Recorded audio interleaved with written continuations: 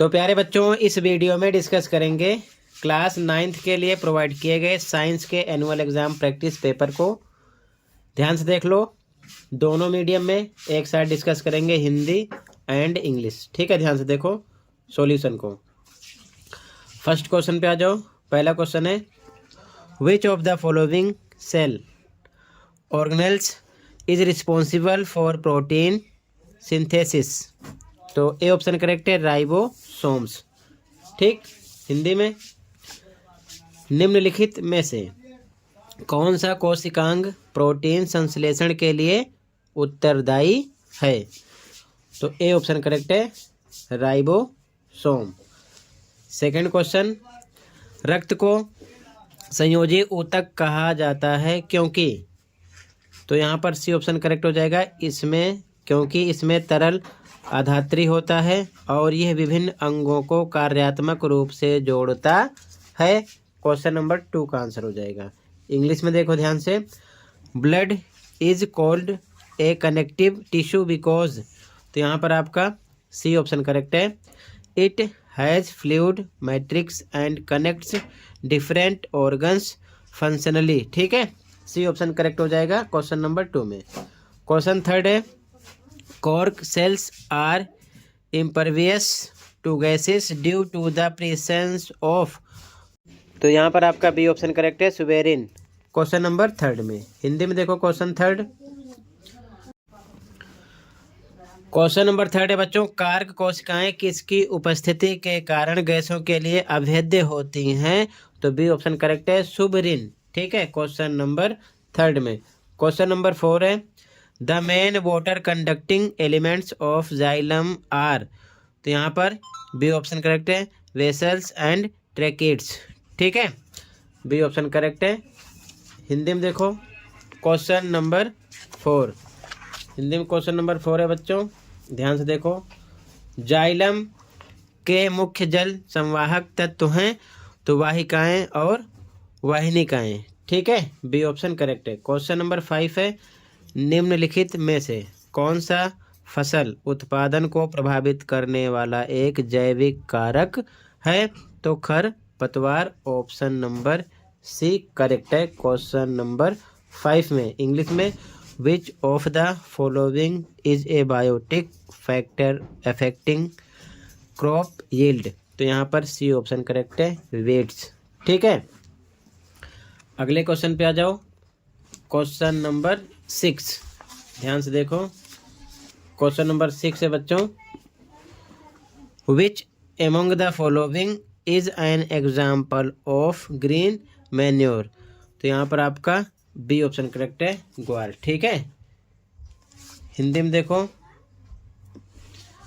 निम्नलिखित में से कौन सा हरी खाद का एक उदाहरण है। तो ग्वार। ठीक है, बी ऑप्शन करेक्ट है। क्वेश्चन नंबर 7, पशुपालन का मुख्य उद्देश्य क्या है।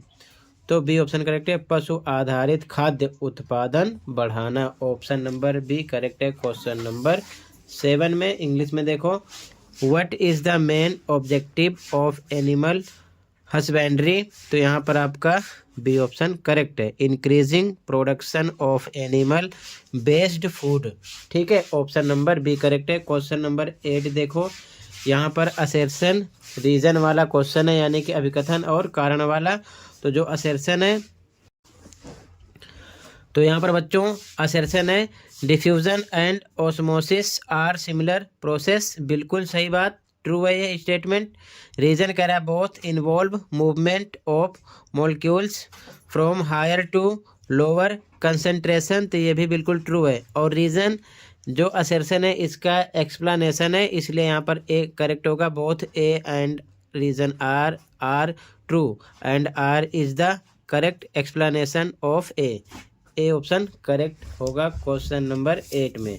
ठीक है, हिंदी में देखो क्वेश्चन ध्यान से, क्वेश्चन नंबर 8, अभिकथन कारण वाला। तो अभिकथन क्या कह रहा है कि विसरण और परासरण समान प्रक्रियाएं हैं। बिल्कुल सही। कारण कह रहा है कि दोनों में अणुओं की अधिक सांद्रता से कम सांद्रता की ओर गति शामिल है। बिल्कुल सही। तो ये जो कारण है अभिकथन की सही व्याख्या है, इसीलिए ए ऑप्शन करेक्ट हो जाएगा। ए और कारण आर दोनों सत्य हैं और आर ए की सही व्याख्या है। ठीक है। अब इसके बाद में बच्चों सबसे पहले सेक्शन बी और सेक्शन सी के सभी एमसीक्यू क्वेश्चन देख लो। ठीक है, तो सेक्शन बी पे आ जाओ। ठीक है, एमसीक्यू क्वेश्चन पर सबसे पहले। ठीक है, तो यहाँ से सेक्शन बी स्टार्ट हुआ है। ठीक है, खंड खा। तो क्वेश्चन नंबर 15 देखो, निम्नलिखित में से कौन सा ठोस अवस्था का गुण नहीं है? तो बच्चों उच्च विसरण दर। ठीक है, डी ऑप्शन करेक्ट है। इंग्लिश में देखो सेक्शन बी का सॉल्यूशन सबसे पहले। ठीक है, section B question number 15, which of the following is not a property of solids? तो यहाँ पर डी करेक्ट है, हाई रेट ऑफ डिफ्यूजन। अगला क्वेश्चन देखो, question number 16, what type of mixture is blood? तो बच्चों कोलाइड। ठीक है, सी ऑप्शन करेक्ट है यहाँ पर। रक्त किस प्रकार का मिश्रण है? तो कोलाइड का है।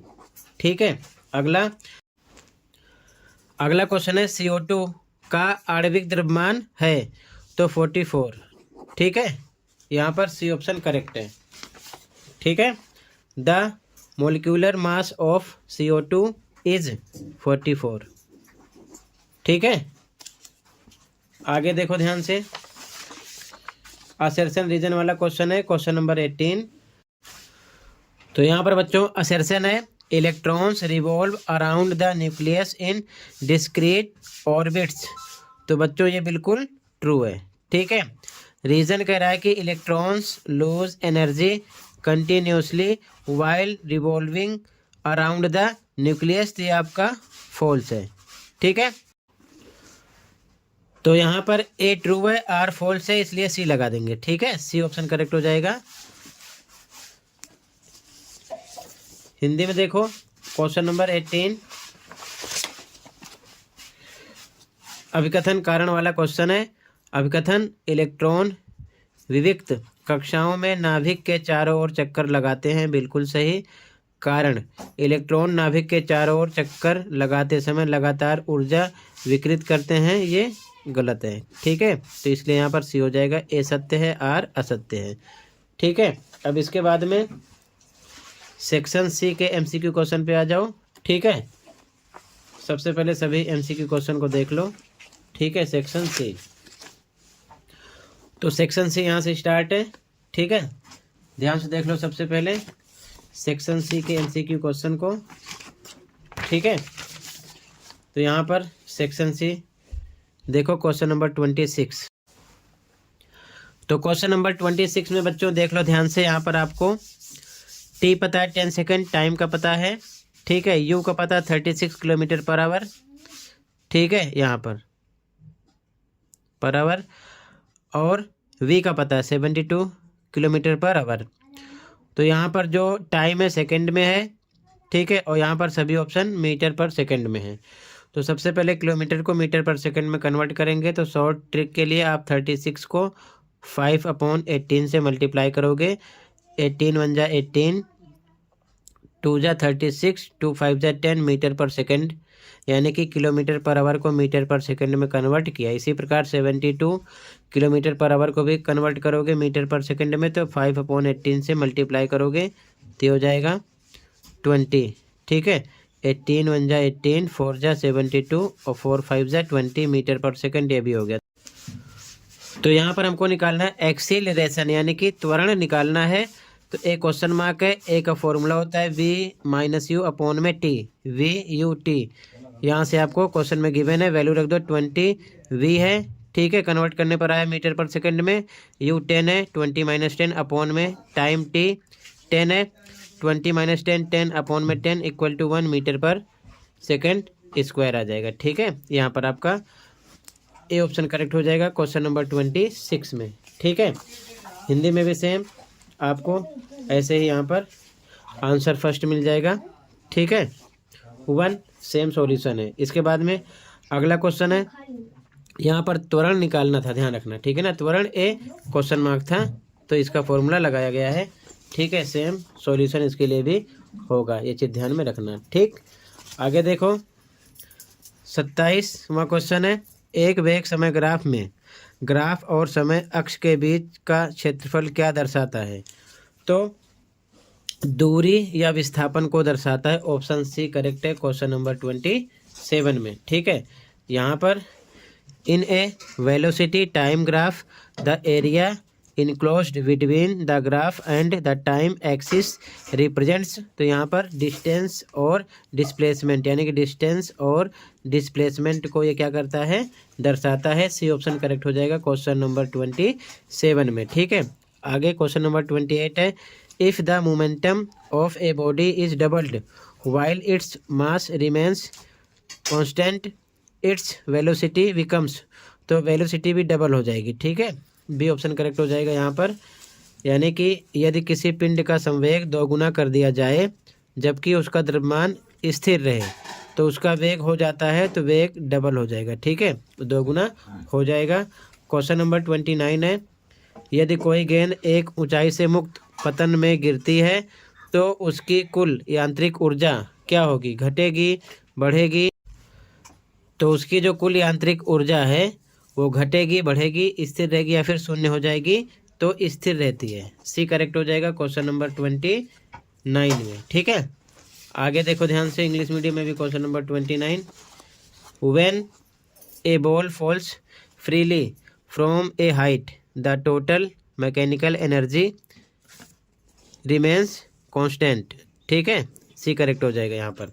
अगला क्वेश्चन नंबर 30 है, when temperature increases the speed of sound in air. Hindi में देखो क्वेश्चन नंबर 30, जब तापमान बढ़ता है तो हवा में ध्वनि की गति क्या होगी, तो वो भी बढ़ती है। ए ऑप्शन करेक्ट हो जाएगा यहाँ पर। ठीक है, इंक्रीज होगी। ठीक है, अगला क्वेश्चन नंबर 31, अगला क्वेश्चन है, which of the following waves requires a medium for propagation, तो यहाँ पर sound waves. C option correct हो जाएगा क्वेश्चन नंबर 31 में। हिंदी में देखो, निम्नलिखित में से किस तरंग को संचरण के लिए माध्यम की आवश्यकता होती है? तो ध्वनि तरंगे जो होती हैं उनको आवश्यकता होती है। ऑप्शन सी करेक्ट है क्वेश्चन नंबर 32 असर्शन रीजन वाला क्वेश्चन है। ठीक है, ध्यान से देखो, यहाँ पर असर्शन है यानी अभिकथन, किसी वस्तु का भार विषुवत वृत्त पर ध्रुवों की तुलना में कम होता है, बिल्कुल सही। कारण गुरुत्वीय त्वरण का मान विषुवत वृत्त पर ध्रुवों की तुलना में कम होता है, बिल्कुल सही। कारण जो है अभिकथन की व्याख्या भी कर रहा है। ठीक है ना, सेम यही बात यहाँ पर भी दर्शा रहा है। तो ऐसी कंडीशन में ए ऑप्शन हो जाएगा। ए और कारण आर दोनों सत्य हैं और आर ए की सही व्याख्या है। ठीक है, ए ऑप्शन करेक्ट है क्वेश्चन नंबर 32 में। इंग्लिश में भी सेम असर्शन है, the weight of an object is less at the equator than at the poles. Reason है, ये ट्रू है। रीजन करा, the value of acceleration due to gravity is less at the equator than at the poles, तो ये भी true है। और ये एक्सप्लेन कर रहा है ए का, इसलिए ए लगाएंगे। बोथ ए एंड आर यानी reason are true and R is the correct explanation of A. ठीक है, अब इसके बाद में अगला क्वेश्चन देख लो, क्वेश्चन नंबर 33। क्वेश्चन नंबर 33 भी असर्शन रीजन वाला है। असर्शन है, ultrasounds are high frequency waves, बिल्कुल ट्रू है ये स्टेटमेंट। रीजन कह रहा है कि रीजन यहाँ पर कह रहा है कि ultrasonic waves can detect very small obstacle due to their short wavelength, तो ये भी ट्रू है। और रीजन असर्शन की व्याख्या यानी एक्सप्लेन कर रहा है, तो ए लगाएंगे। Both A and R true and R is the correct explanation of A. ठीक है, हिंदी मीडियम में देखो क्वेश्चन नंबर 33, जो अभिकथन है कह रहा है कि पराध्वनियाँ उच्च आवृत्ति की तरंगे हैं, बिल्कुल सही। कारण पराश्रव्य तरंगें अपनी कम तरंग दैर्ध्य के कारण बहुत छोटे अवरोधों का पता लगा सकती हैं, तो ये भी ट्रू है। और कारण अभिकथन की सही व्याख्या है, इसलिए यहाँ पर हम लगाएंगे ऑप्शन ए और कारण आर दोनों सत्य हैं और आर एक ही सही व्याख्या है।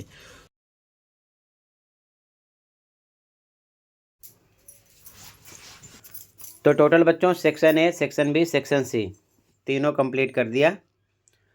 अच्छे से प्रैक्टिस कर लो।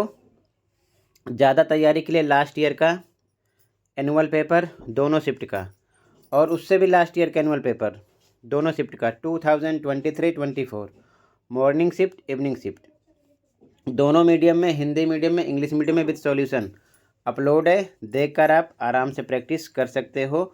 उसमें से भी काफ़ी क्वेश्चन दोनों शिफ्ट में देखने को मिलेंगे और जो एनुअल पेपर आपका लास्ट ईयर का है उसमें से भी, और इस सेशन का मिड टर्म पेपर फिर से तैयार कर लो। दोनों शिफ्ट का सॉल्यूशन अपलोड है, मॉर्निंग इवनिंग का, उसमें से भी कुछ क्वेश्चन सेम मिलेंगे क्योंकि फुल सिलेबस आ रहा है। तो सारी चीज़ें आपको मिल जाएंगी। प्लेलिस्ट चेक कर लो, आराम से देखकर प्रैक्टिस कर लो। कहीं पर कोई डाउट है कमेंट कर सकते हो। ठीक है बच्चों, वीडियो अपने दोस्तों को भी शेयर कर दिया करो ताकि उनकी भी हेल्प हो सके। जो पेपर हो गए उनके आंसर भी अपलोड है, आंसर चेक कर लिया करो कि आपने कितना स्कोर किया है। ठीक है, तो इतने थे इस वीडियो में। मिलते हैं अगली वीडियो में। Thank you for watching and take care. Okay.